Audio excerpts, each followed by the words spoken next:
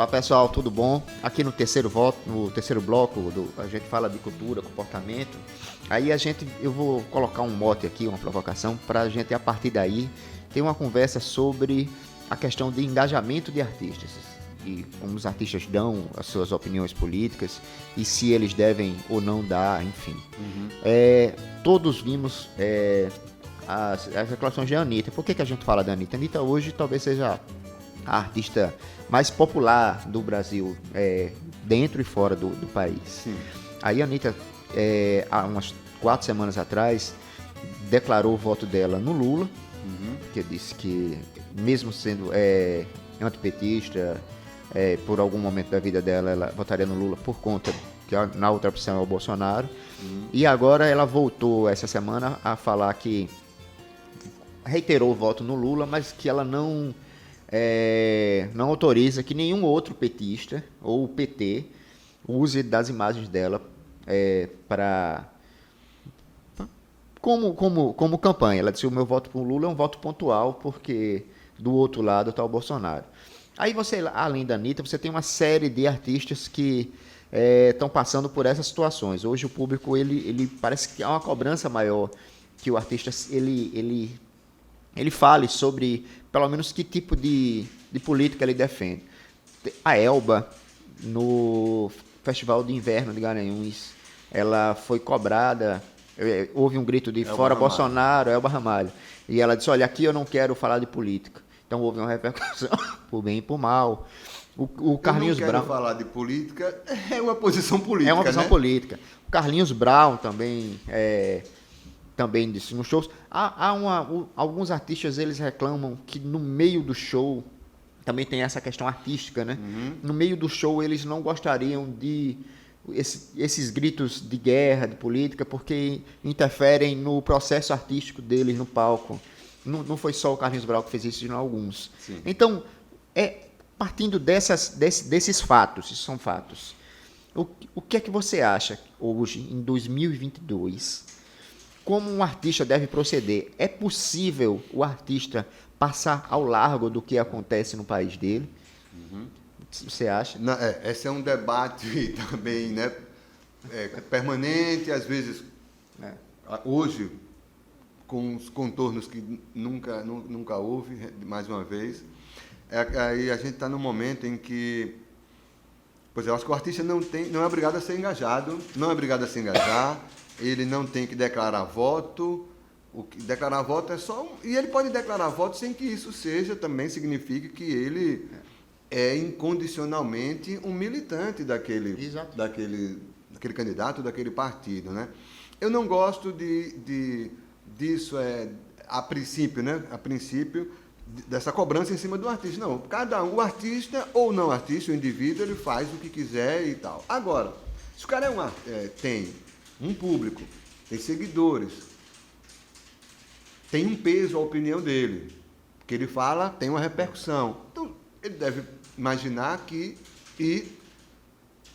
um país, uma eleição, né, a escolha disso é uma coisa séria, não é uma bobagem, não é uma brincadeira. E aí ele deve saber, deve ter consciência que as escolhas e as palavras e as preferências dele vão ter essa repercussão. A questão aí, existe uma complicação no meio, que é a patrulha, no meio dos próprios artistas, né? Então, muitos reclamam disso. Muitos reclamam disso, porque historicamente, a verdade é essa, historicamente, no Brasil pelo menos, para ficar... Quando se fala em engajamento de artistas, de arte engajada, para usar o termo das antigas, geralmente se associa, ou a ideia é que isso está associado a uma ala mais progressista à esquerda, né? Por isso que tem essa guerra, inclusive, com...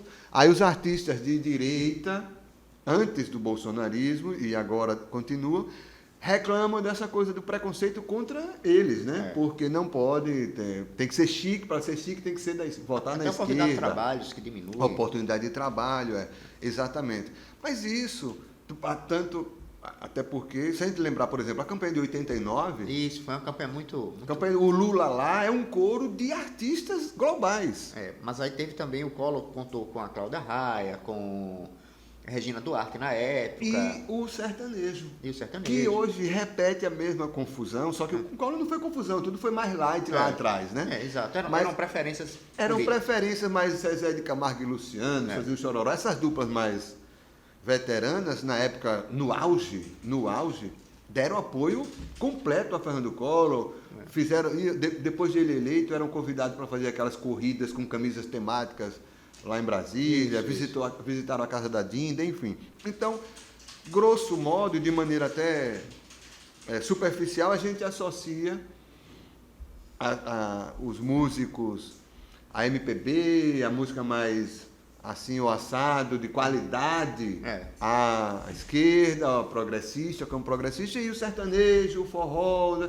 Teoricamente, os artistas alienados, ligados à direita e a figuras como de Fernando Collor a Bolsonaro. Isso não é um certo preconceito, isso não? É um preconceito, isso é uma régua, a priori, como tudo, julga uma coisa a priori, você, claro, está botando tudo no balaio só e cravando. Não é bom, realmente, né? Não é bom.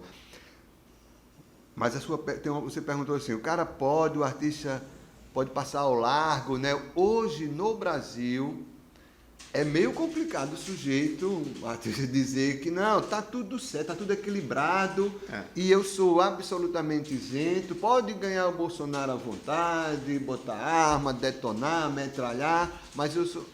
Não faz muito sentido, né? Acho que está numa hora em que as pessoas precisam se manifestar de alguma forma. Tal. Transformar o seu trabalho da arte, cada show seu, num movimento, num manifesto político, aí já é meio complicado, já é outra coisa, se transformaria em outra coisa. Inclusive tem políticos que ganham engajamento, como a questão da esquerda é muito forte, engajamento nisso, né? Políticos que nunca militaram na esquerda, sim, que de repente vê o trem passando e opa, eu sou esquerda, viu? Exatamente. Por uma questão, a gente nota que a coisa não é verdadeira, né? É verdade. Aí a gente tem, eu vou citar dois artistas grandes no Brasil, que eles não falam absolutamente de política e não querem que os fãs cobrem ele. Sim. Roberto Carlos e Ivete Sangalo. Sim. E será que eles vão conseguir, ao longo desses 80 dias, sobreviver sem uma opinião? O Roberto Carlos é histórico, né? Nunca foi ali, cresceu e se fortaleceu, a verdade é essa, na ditadura militar, nunca confrontou, né? Esteve do outro lado, realmente, ficou ali enquanto outros foram exilados e a música engajada, de Chico Buarque a Vandré, e todos os perrengues que essas pessoas passaram, enfim, e outras por conta de alguma atitude mais de resistência ou crítica ao sistema. O Roberto, o contrário, ele sempre se irritou ao ser abordado sobre qualquer tipo de coisa, e mais ao mesmo tempo a gente sabe que, historicamente, o Roberto é governista. É aquele tipo de... O cara não quer confusão, cara. Porque a oposição é muito da confusão demais. Você só arruma encrenca. O governo você procura para o cara lhe repassar a verba. Entendeu? Mas a oposição vai fazer o quê? Vai brigar, né? Então, esse camarada vai ficar assim mesmo. O Roberto vai aguentar e tal, aos 80 anos. Fazendo show, brigando com as senhoras, com a Rosa. Vai ser complicado. E a Ivete Sangalo é outra reaça, né? Outra reacionária, na minha opinião, também. Não quer se manifestar porque tem enfim, isso é direito dela e tal. Eu acho que você tocou num ponto importante, sério. Eu só não gosto do patrulhamento. Mesmo a esquerda, ela tem vários segmentos. E vários nomes. Você tem alguns artistas que declararam a favor do Ciro e que foram atacados pelo PT. Que é uma coisa absurda, porque... Absurdo. Tico Santa Cruz. Sem dúvida. E, às vezes, você pressiona o artista a falar que ele, não para ele se posicionar politicamente, mas para ele se posicionar a favor do candidato que você queira que ele se posicione. Isso acontece de uma certa forma, né? Uhum. Você também... Você tocou nesse assunto, acho que o patrulhamento ele atrapalha. O patrulhamento atrapalha porque acirra, né? Acirra a coisa, ao invés de ter o debate mais saudável, até acalorado, já vira uma discussão, claro, porque o patrulhamento, acusar o outro, porque né, você não discorda, você acusa, porque o sujeito opta por A ou por B, por esse ou aquele caminho. O Tio Santa Cruz, ele usou um termo, ele disse, eu às vezes identifico em vocês, falando com um militante petista, o bolsonarismo de sinal trocado. Assim, fazendo até né? Ele deixou claro que ele não está comparando os candidatos. Sim. Ele, inclusive, ele disse que vota no Lula no segundo turno e tal, mas ele disse que, às vezes, a militância ela tem suas semelhanças, né? Agora, pois é, a questão é o que... agora, assim, a arte não precisa definitivamente contemplar ou dar respostas ou querer, nesse sentido, dar resposta de um engajamento no candidato durante uma eleição da política tradicional. Não, o cara só se quiser, né? Só se quiser. Você faz a sua música, a sua literatura, o seu cinema e tal, não é para se engajar numa política e tal. Você faz por razões, enfim, aí é outro debate, é uma coisa existencial, produção, a cultura. Aqui eu me lembro até, não sei quem foi, mas depois eu vou tentar pesquisar quem foi, diz que a arte, ela transcende o nome político. A arte, ela defende as ideias, Sim. os conceitos, né? E, às vezes, algum nome, ele se enquadra naqueles conceitos e naquelas ideias que o artista está produzindo, mas é isso que você falou, a descolar o artista de um determinado nome, né? Para não esquecer, né, só um gancho que é importante, existe um historiador, acho que Gustavo Alonso. Sim. Ele é colunista da Folha, historiador, e tem um trabalho de pesquisa justamente com a música sertaneja.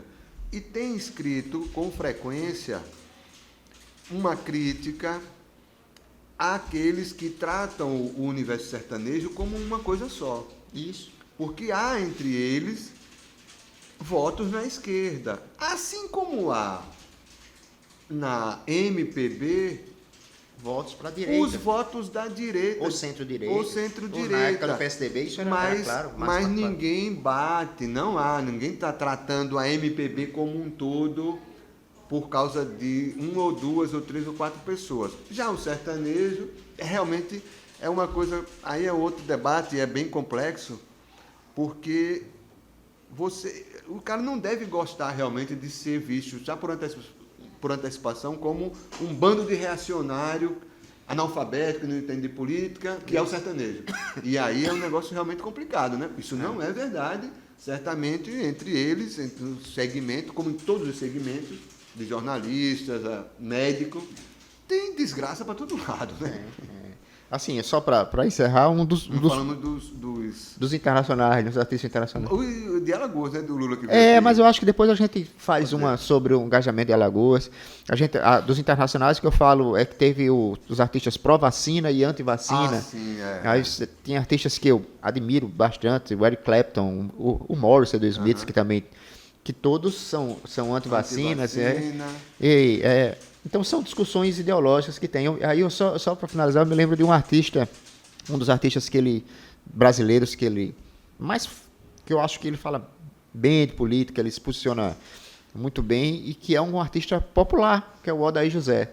Sim. O Odair José é impressionante, a clareza dele nas ideias e tudo mais, falando dessa questão do preconceito, da arte engajada e que às vezes se espalha. Isso é fascinante porque a gente tem na época da ditadura artistas que hoje estão juntos dentro da mesma seara que disputaram e brigaram, inclusão de uma guitarra elétrica, Mutantes contra Caetano, é muito, muito legal essa ideia. O Odair José é um caso clássico porque é um nome da música chamada música brega, música cafona, associado à direita, associado ao reacionarismo e censurado na ditadura militar pelas suas músicas que incomodaram a ditadura militar. Isso ninguém sabia disso, isso nunca foi noticiado.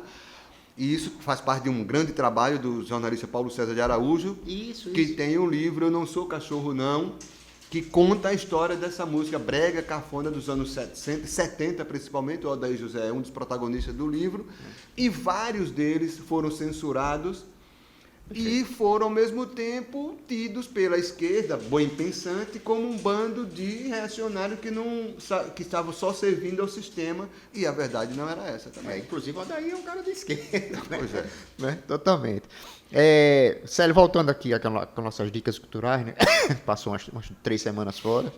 Eu trago aqui uma dica que é mais um corte assim, no que a gente está falando. porque é um documentário que me marcou muito nesse período, que é o documentário sobre o PCC. Sim. É um documentário da HBO, em 8 episódios. Ele é baseado num livro, até vou aqui para não cometer falhas. Ele é baseado no livro Uma História do PCC, do Gabriel Feltran, dirigido pelo Joel Zito Araújo, né? Ele fala sobre a facção criminosa, a origem, como ele se criou nos presídios paulistas e como ela se internacionalizou hoje, o PCC, e como ele funciona como uma seita mesmo. Sim. Não só um amparo de proteção, como uma seita. Ele é muito profundo, muito denso. Às vezes é importante que vocês saiam dessa discussão zapiana de bolha sobre o que é, o que não é. Eu achei esse documentário fantástico, é a minha dica aqui. Está na HBO. E tem um livro também, A História do PCC. E a sua dica, Célio? Então, por falar nisso, a gente falou aqui de arte, agora nesse último bloco, né? Arte e política, arte e engajamento, arte traduzir, se engajar e tal na política. Minha recomendação é um filme que acaba de sair, é um lançamento desses últimos dias, das últimas semanas, que se chama Seguindo Todos os Protocolos. É o primeiro filme e uma das primeiras obras de ficção, da arte, seja cinema, literatura, o que for, em que já traduz o que a gente acaba de viver, que foram esses 2 anos aí dessa pandemia que mexeu com o Brasil e o mundo, né? E seguindo todos os protocolos, conta a história de um cara que mora sozinho no Recife e que por conta da pandemia, no auge da pandemia, vai tentar descobrir formas. Muita gente, milhões de pessoas ao redor do mundo fizeram isso. Começou a ficar desesperada em casa, sozinho, e começou a bolar maneiras de se relacionar com pessoas, de encontrar pessoas, sem que isso significasse um risco nem para si, nem para o outro, né, na contaminação. Esse filme eu assisti, foi lançado, está no cinema de Maceió, você pode procurar. Acho que o filme é dirigido pelo Fábio Leal, que é um diretor novíssimo no cinema brasileiro. Esse é o 2º filme dele e é um dos nomes apontados como de revelação, perspectiva, né, forte para o cinema brasileiro contemporâneo atual. Então, seguindo todos os protocolos, Fábio Leal, um filme fortíssimo, fortíssimo, que o brasileiro deveria ver, mas é bem complicado. Ele tem que ir lá e conferir. Ótima dica. É isso, gente. Desculpa aí a tosse, mas o importante foi a gente ter voltado. E ainda nessa semana a gente vai estar gravando mais coisas sobre as coisas que vêm acontecendo essa semana na política, na cultura e no comportamento nacional. Obrigado, Célio, mais uma vez pela presença. Obrigado, pessoal.